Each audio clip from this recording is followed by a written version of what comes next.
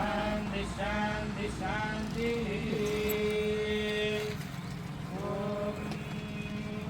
नमो वाचे याशोदिताय चानुदिता तस्यै वाचे नमो नमो वाचे नमो वाचस्पतये नमरुदिभ्यो मंत्रकृभ्यो मंत्रपदिभ्यो मामृषयो मंत्रकृतो मन्त्रपतयः पराजुर्माहमृषीन् मंत्रकृतो मंत्रपदीन् परादां वैश्वदेवीं वाचमुद्यासगुं मदस्तान् दुष्टान् देवेभ्यः शर्मदेभ्यो शर्म दिवि शर्म विश्वमिदं जगत् शर्म चन्द्रश्च सूर्यश्च शर्म ब्रह्म प्रजापति भूतं वदिष्ये भुवनं वदिष्ये तेजो वदिष्ये यशो वदिष्ये तपो वदिष्ये ब्रह्म वदिष्ये सत्यं वदिष्ये तस्मा अहमिदमुपस्तरणमुपस्तृणमुपस्तरणं मे पशूनां भूयाल्पस्तरणमहं प्रजाये पशूनां भूयाल्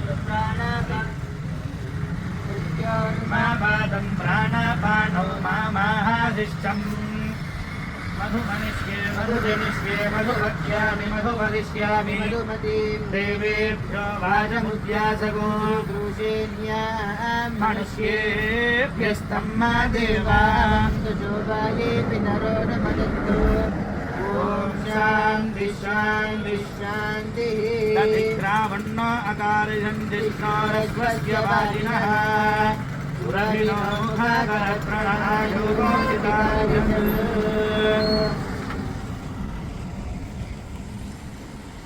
जितायानुदिता तस्यै वाजे नमो नमो वाजे नमो वाजस्पतये मन्त्रकृभ्यो मन्त्रपदिभ्यो मामृषयो मन्त्रपदयः परातुर्माहमृषीन् मन्त्रकृतो मन्त्रपदीन् परादां वैश्वदेवीं वाचमुद्यासगुं शिवामदस्तान् दुष्टान् देवेभ्यः शर्म मे शर्म पृथिवी शर्म विश्वमिदं जगत् शर्म चन्द्रश्च सूर्यश्च शर्म प्रापानो मामाहादिष्टम् मयि मेधां मय प्रजां मयि यज्ञस्तेजो दधातु मय मेधां मय प्रजां मयि इन्द्रियं ददातु मय मेधां मय प्रजां वै सूर्यो ददातु विविधरक्तभिः परिपादमस्मानरश्मिरश्मिना सौभगेभिः तन्नो मित्रो वरुणो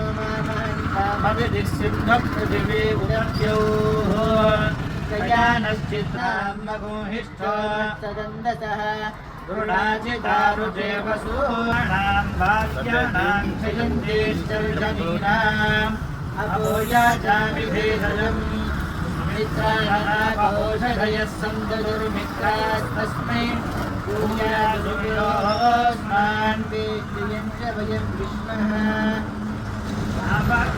भो प्रपद्ये भव प्रपद्ये शुभ प्रपद्ये भूर्भुवः शुभ प्रपद्ये वायुं प्रपद्ये नार्दां देवतां प्रपद्ये स्मानमाघनं प्रपद्ये ब्रह्मघोषं ब्रह्म प्रपद्य ॐ प्रपद्ये अन्तरिक्षं उर्वन्तरं बृहदग्नयः पर्वताश्च जयावादस्वस्यास्वस्मार्धिमघोरजः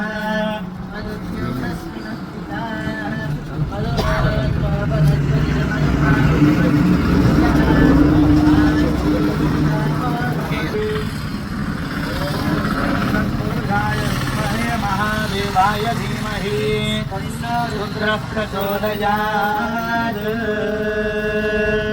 रुद्रमन्यव उदोदगिषवे नमः यात इषु शिवतमा शिवं बभूवते धनुः शिवाशरव्या यातपदयानो रुद्रमुडया याते रुद्रशिवा तनोरघोरापकाशिनी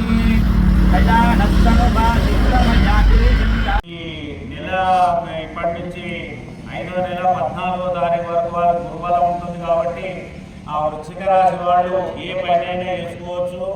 ఆ తదుపరి అంటే 14వ 15వ తారీఖు నుంచి వాళ్ళకు గురువు మంచిగా ఉండడు, శని మంచిగా ఉండడు.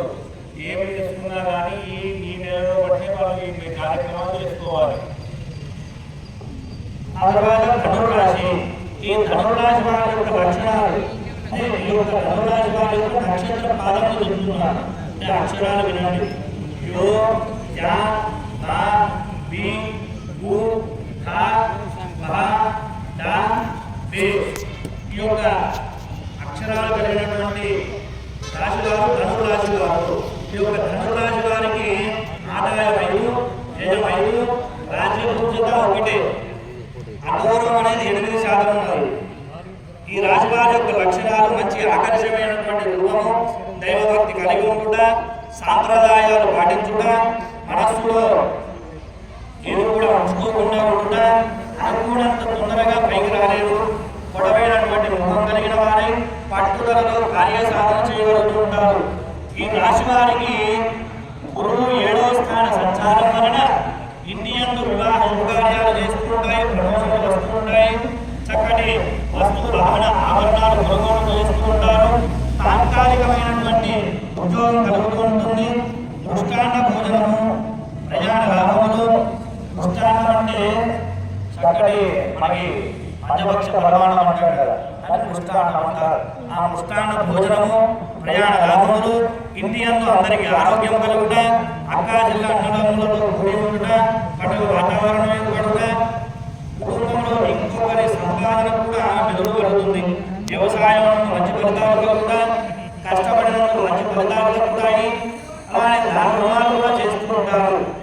ఉన్నంతలో విలాసవంతమైనటువంటి జీవితాన్ని గడుపుతుంటారు. అక్షరాంతం అంటే ఈ సంవత్సరం అంతా కూడా శని 4వ ఇంట ఉండడం వలన మనస్సునందు భయము, ప్రయాణ ఆటంకాలు, శస్త్రచికిత్సలు, కొంచెం ఆర్థిక